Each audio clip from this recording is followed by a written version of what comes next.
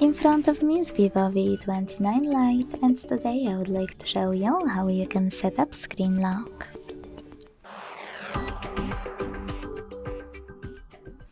Begin by opening Settings and scrolling to tap on Security. Then tap on Screen Lock and select one of those login methods, pattern, PIN or password. Now enter your new login method, and if you make a mistake, hit clear at the bottom left corner to select a perfect one. Then hit next at the bottom right one, repeat it to confirm it, and hit OK.